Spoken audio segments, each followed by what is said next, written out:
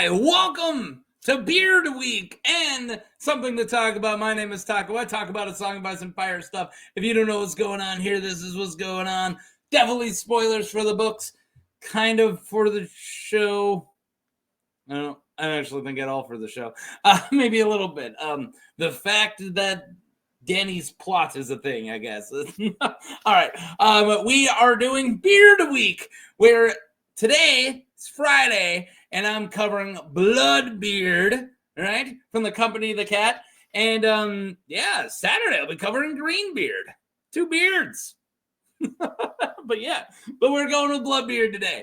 And pretty horrific character. Not so bad that I feel like I have to give a trigger warning, but he's definitely not. I wouldn't hang out with him. I would probably hang out with Greenbeard. I wouldn't hang out with Bloodbeard. I do love how red this got. Like, this is gonna be a red. That's why I put my red shirt on too. It's a Charlie Sheen's face. It's kind of hard to see with the lighting. It says 7 gram rocks. You get weird shirts sometimes. All right, let's talk about Bloodbeard. Bloodbeard is a commander of the Company of the Cat. His given name is unknown. Bloodbeard is huge with a great bush of a beard with fiery red whiskers. Whiskers, cat, get it. And long braids. He is described as a savage commander with a ferocious appetite for slaughter and no taste for peace. It's pretty much everything we're going to be doing. At the table, he is gracious, he farts loudly, and he enjoys both the women and wine abundantly. Yeah. I mean, if you just want to end it there, that's pretty much everything we're going to talk about. That's pretty much his entire character. Bloodbeard and the Tatter Prince, the commander of the Windblown, despise each other as the Windblown Company of the Cat have just fought on opposite sides in the disputed land in the recent past. They don't really like each other that much. And I want you guys to know, we're talking about the Company of the Cat as in the sellsword company, not the YouTuber. But go check out the YouTuber. I love Company of the Cat. Great stuff. Another Song of Ice and Fire YouTuber. And also, the sigil for the Company of the Cat doesn't exist. I don't think there is one. Maybe there's a fan-made one out there. So the one I'm about to show, I just want you to know. This is for Kyle the Cat from, I want to say, Mystery Night. So, yeah, just keep that in mind. I still use it, though. I thought it was great because it's also red and there's a cat and Company of the Cat. We don't really know anything about it, though. Company of the Cat, also just called Cats, are a company of 3,000 sellswords found in the free cities. They are led by a captain known as Bloodbeard. Sorry, sometimes, the houses card, if you will, doesn't have much on it. It's just how it goes sometimes.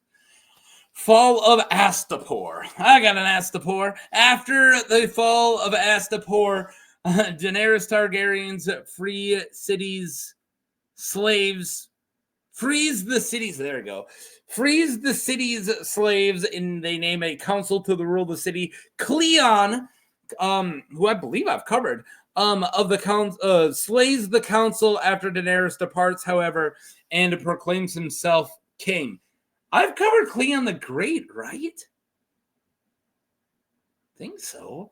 All right. Yunkai declares war on Astapor, and Yunkai hire several sellsword companies, including the Long Lances, the Company of the Cats who we're talking about here, and the Windblown. The Yunkish are also joined by 2 Iron Legions from New Gis, and Cleon is defeated in the battle at the Horns of Hazat.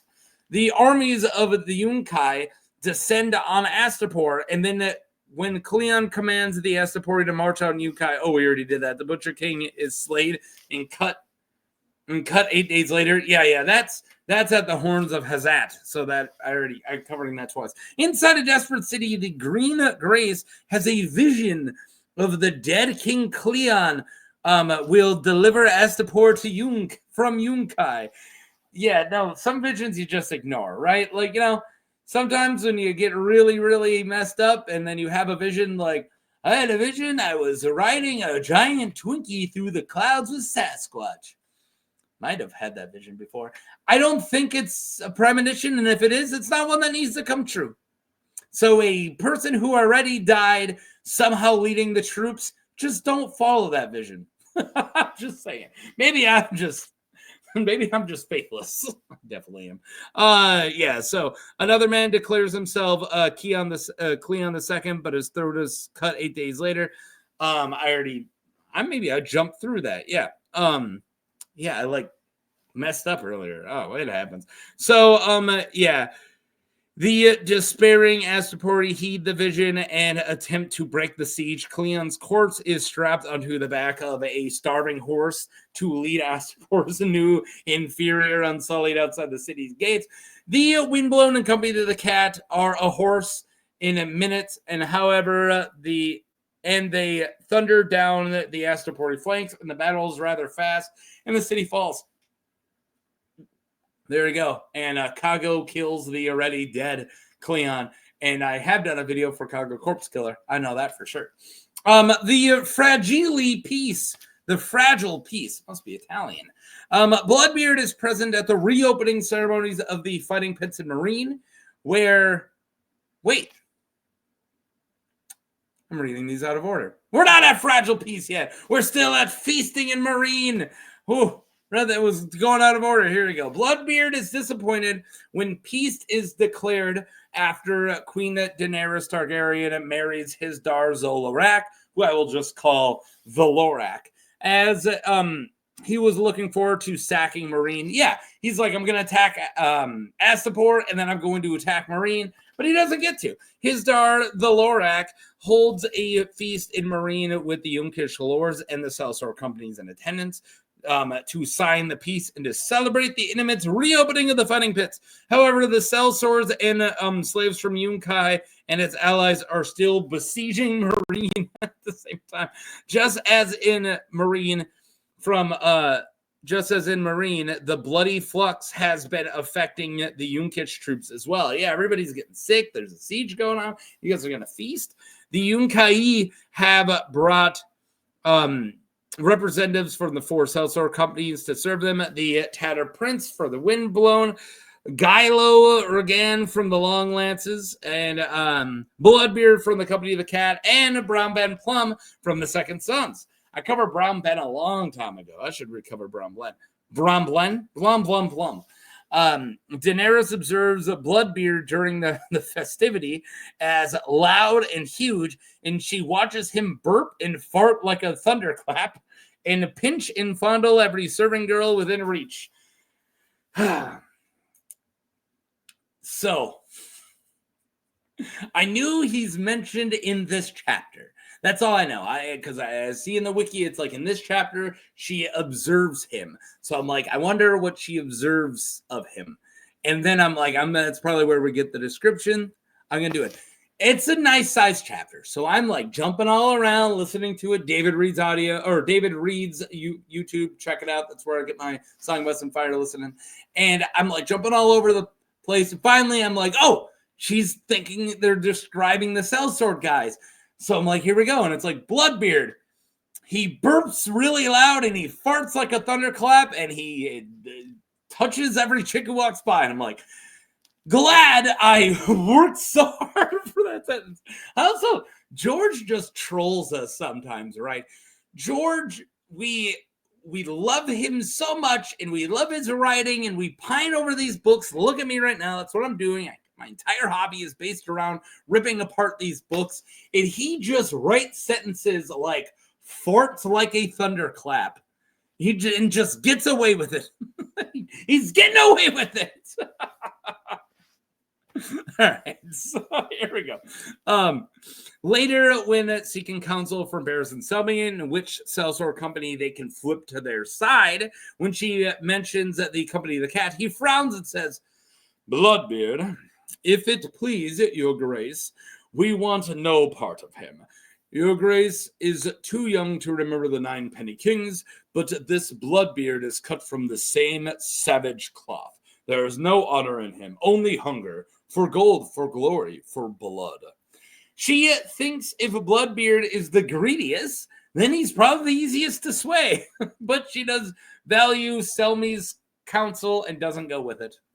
Was he referring to just like all the 9 penny kings are savages, or was he specifically talking about Maegor the Meleys the monstrous who he killed? This is good question. Thanks. I'll keep going. The fragile peace. All right, let's try again. Bloodbeard is present at the reopening of the ceremonies of the fighting of the fighting pits of Meereen, where Daenerys flies away on Drogon, and there's a big panic, and a bunch of people die when he lands in Dazak pit. Yeah, I'm just jumping over that. All we need to know is that she flies away on Drogon. Okay, I'm not talking about it. A character who I will talk about gets trampled during that scene, and it is important. All right, so the deaths of those in the fighting pit who panicked when the dragon arrived, as well as Daenerys' disappearance, restarts the hostilities between Meereen and Yunkai. Tyrion Lannister, while a slave for Yazanzo Kagaz, who I just did a video not too long ago. You guys have seen that one. Overhears Yazanzo Kagaz speaking to the other Yunkish lords, and Yazan was one of the few of the Yunkish lords that still wanted to honor the peace, while most of the others were biding their time, waiting for the forces of Volantis, and a few wanted to attack the city immediately because they didn't want to share any of the plunder with the Volantine forces. Bloodbeard's in that case camp, and then Bloodbeard recommends that they send the hostages that Dany sent to them to Yunkai back to Meereen via the trebuchet, but Yazan disagrees. Oh, yeah, you wanted to we'll give it back to hostages. All right.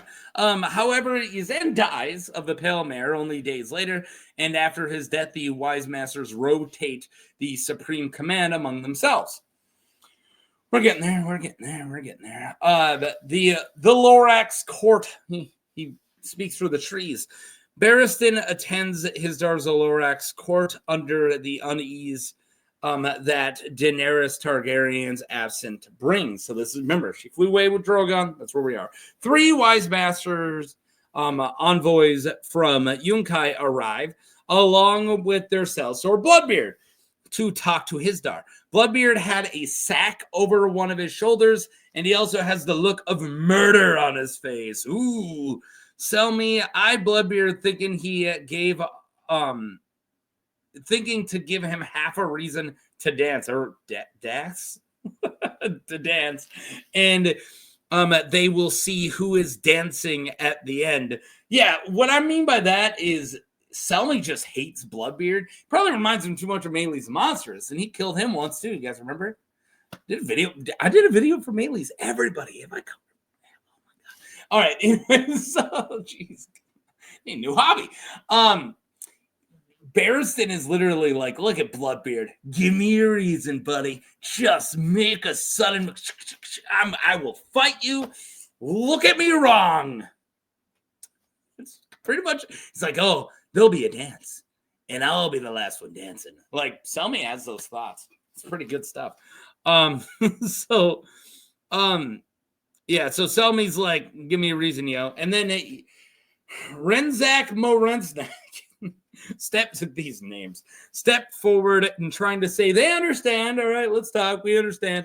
And Bloodbeard interrupts saying, understand this, and tosses Admiral Grolio's severed head down as a gesture of intimidation. And then Reznak jumps aside as the head bounces down the court, down the hall, as Bloodbeard laughs, saying, he's dead. He won't bite. Barristan Selmy thinks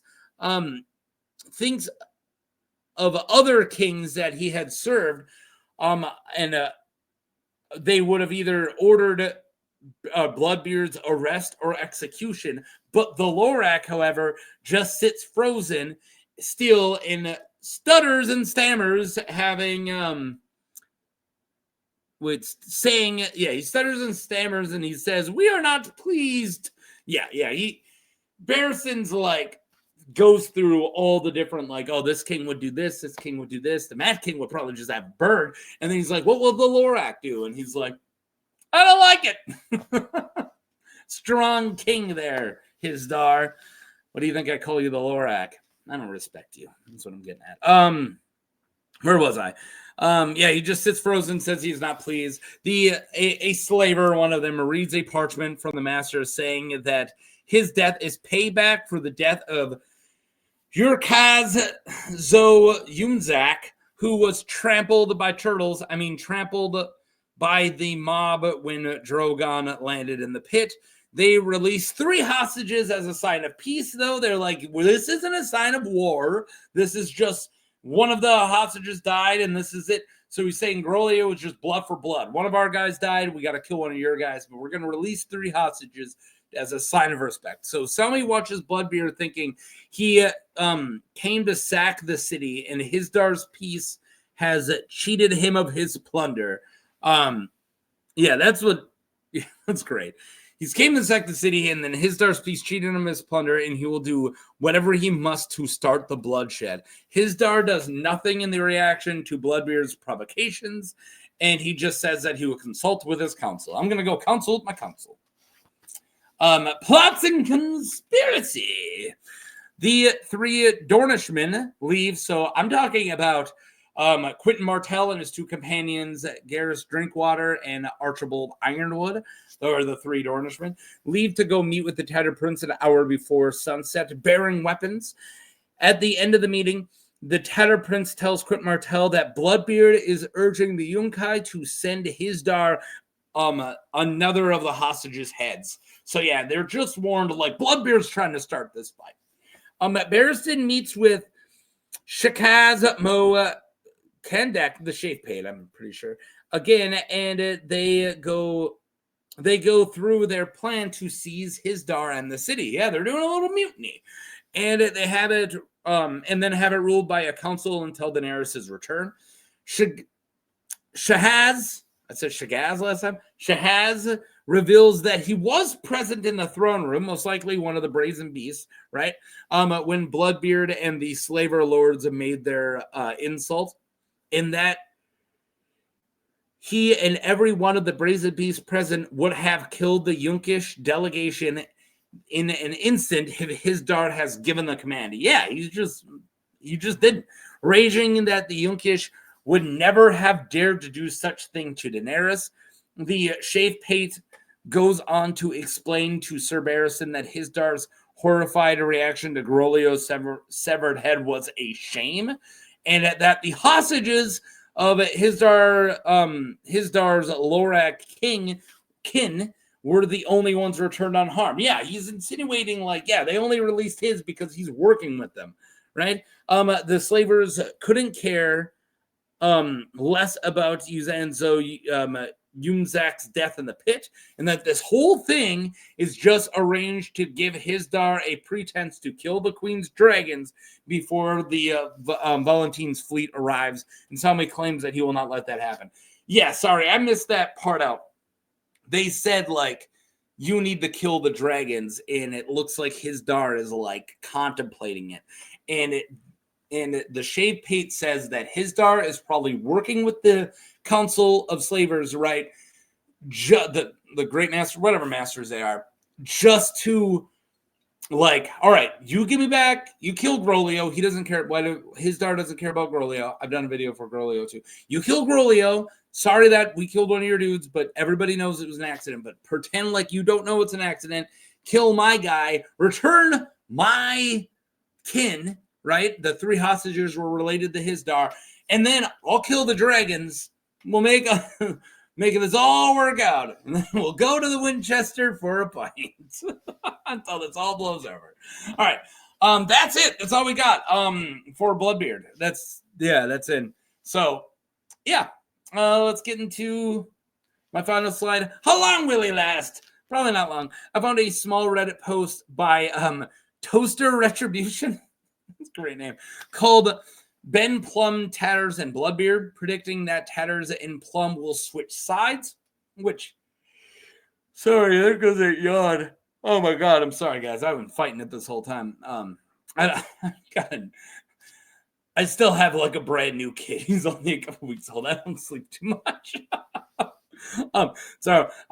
He thinks that Tatters and Plum will switch sides, and Bloodbeard will be killed by the Tattered Prince during or after one of the battles. Then the Tattered Prince will be rewarded by Dany. And I think this is accurate prediction. Yeah, I got nothing against that prediction. I think it has is likely of anything. I think that makes a lot of sense. Besides that, I couldn't find any notable theories. I really do like Bloodbeard as a character, so he's a classic, nasty, violent monster. You know, but that's it. I wanted to cover Bloodbeard for a while, and I just kind of put him on my list. And then when I got a request for tomorrow's The Green Beard from Real Talk or Walk, I knew Bloodbeard wouldn't be that long, but of course I ramble, so it's still 20 minutes. So that's why I want to make Beard Week, because I knew Bloodbeard wasn't be much. Greenbeard's going to be a little longer, I'm assuming. And so I've just said Beard Week. And then I've regretted it all week because I do not have time to work on these, and I gave myself a bonus when I have no time to work on this stuff.